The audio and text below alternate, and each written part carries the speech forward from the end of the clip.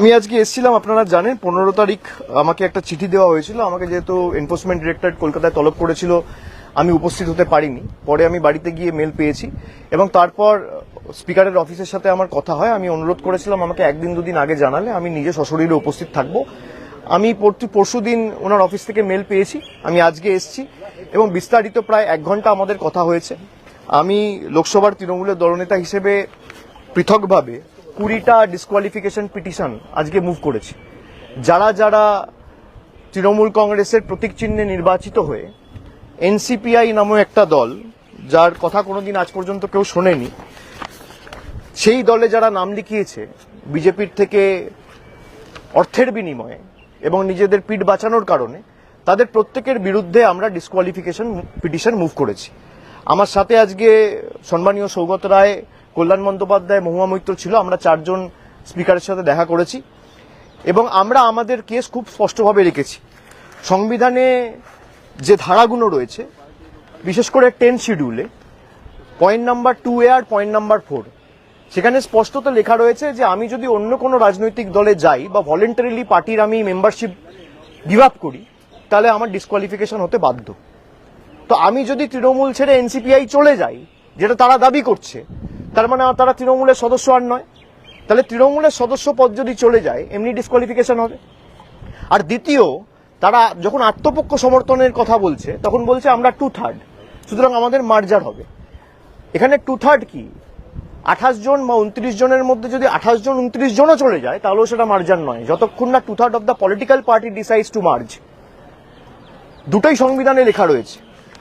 এবার কে সংবিধানের পক্ষে আর কে সংবিধানের বিরুদ্ধে, সেটা মাননীয় অধ্যক্ষ প্রমাণ করবে, সংবিধানে লেখা ডিসাইড করবে। সংবিধানে যে লেখাগুলো রয়েছে, আমরা স্পষ্টত 10 শিডিউলের যে পয়েন্ট এবং এই 10 শিডিউলের এই পয়েন্ট নিয়ে যে একাধিক সুপ্রিম কোর্টের জাজমেন্ট রয়েছে, সেটা আমরা আজকে স্পিকারের কাছে উপস্থাপিত করেছি এবং তিনি এগুলো বিস্তারিত দেখেছেন। তিনি আমাদের আশ্বস্ত করেছেন যে আবার তিনি খুব শীঘ্রই আমাদেরকে ডাকবেন এবং আমাদের কথা তিনি ধৈর্যের সাথে শুনেছেন। আমরা আমাদের কথা রেখেছি। আমরা বলেছি এদেরকে ডিসকোয়ালিফাই করতে হবে এবং যে সেপারেট ব্লকের কথা বলা হচ্ছে, সেপারেট ব্লক বলে কিছু হয় না। 91st অ্যামেন্ডমেন্টে খুব সম্ভবত 2003 সালে এই সেপারেট ব্লকই উঠে গেছিল। সেপারেট ব্লক বলে, সেপারেট গ্রুপ বলে কিছু হয় না। তারা যে আলাদাভাবে পৃথকভাবে চিঠি দিয়ে বলেছে আমাদের আলাদা দলনেতা, যেটুকু আমরা সংবাদ মাধ্যমে দেখেছি, আলাদা চিফ হুইপ, আলাদা ডেপুটি লিডার, এসব হয় না। তারা সংবিধানটা পড়ুক। সুপ্রিম কোর্টের ভুরি ভুরি জাজমেন্ট রয়েছে, যেখানে স্পষ্টত রায় রয়েছে যে মার্জার তখনই হয় যখন 2/3 political party decides two merge, নইলে সেটা মার্জার হয় না। আমাদের পয়েন্টগুলো বলার ছিল। আমরা আশাবাদী যে স্পিকার নিশ্চয়ই তাদেরকেও ডেকে আমরা যে কথাগুলো বলেছি তাদের থেকে সদুত্তর চাইবে এবং আমাদের ডাকবে এবং যত তাড়াতাড়ি সম্ভব এর সুরাহা করবে এবং তাড়াতাড়ি এর নিষ্পত্তি হবে। আপনার চার্টার্ড ফ্লাইটে আসা নিয়ে একটা নতুন বিতর্ক তৈরি হয়েছে।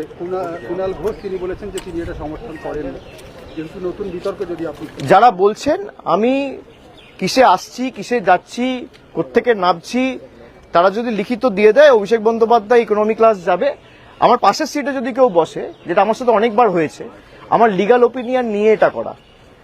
কুণাল ঘোষ আমার সহকর্মী, সে যদি আমার বিরুদ্ধে বলে আমি তার বিরুদ্ধে বলবো না।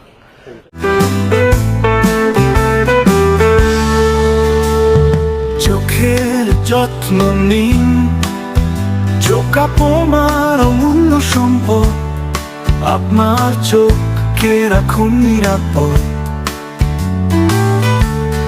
চোখের যে কোনো সমস্যায় চলে আসুন, জয়নগর রক্ততলায় সুপ্রাচীন চক্ষু চিকিৎসা কেন্দ্র আইসেফে। চক্ষু চিকিৎসা মানেই আইসেফ, জয়নগর রক্ততলা মোড়।